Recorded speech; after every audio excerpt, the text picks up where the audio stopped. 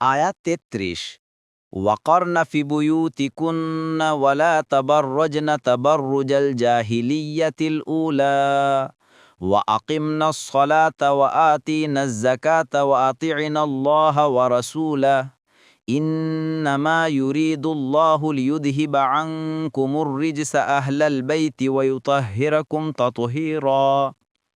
অনুবাদ: আর তোমরা নিজ ঘরে অবস্থান করবে এবং প্রাচীন জাহিলি যুগের প্রদর্শনীর মতো নিজেদেরকে প্রদর্শন করে বেড়াবে না, আর তোমরা সলাত কায়েম করো, জাকাত প্রদান করো এবং আল্লাহ তার রসুলের অনুগত থাকো। হে নবী পরিবার, আল্লাহ তো শুধু চান তোমাদের থেকে অপবিত্রতা দূর করতে এবং তোমাদেরকে সম্পূর্ণরূপে পবিত্র করতে। তাফসির ১ নং ফুটনোটের বিবরণ। আয়াতের অর্থ দাঁড়ায়, নারীর আসল অবস্থান ক্ষেত্র হচ্ছে তার গৃহ। কেবলমাত্র প্রয়োজনের ক্ষেত্রে সে গৃহের বাইরে বের হতে পারে।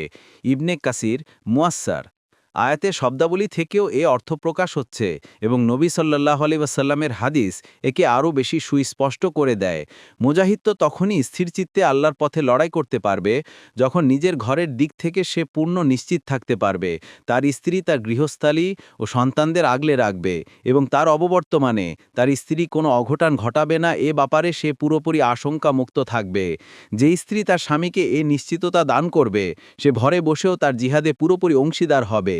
অন্য একটি হাদিসে এসেছে, নারী পর্দাবৃত থাকার জিনিস, যখন সে বের হয় শয়তান তার প্রতি দৃষ্টি নিবদ্ধ রাখে এবং তখনই সে আল্লাহর রহমতের নিকটতর হয় যখন সে নিজের গৃহে অবস্থান করে।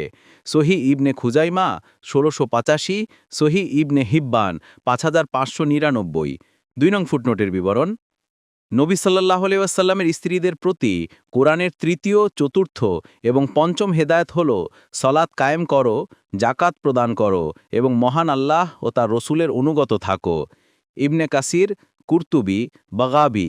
৩ নং ফুটনোটের বিবরণ। এ আয়াতে আহলে বাইত বা নবী পরিবার বলতে নবী সাল্লাল্লাহু আলাইহি ওয়াসাল্লামের স্ত্রীদেরকে বোঝানো হয়েছে। ইবনে কাসির, কুরতুবী, বাগাবী।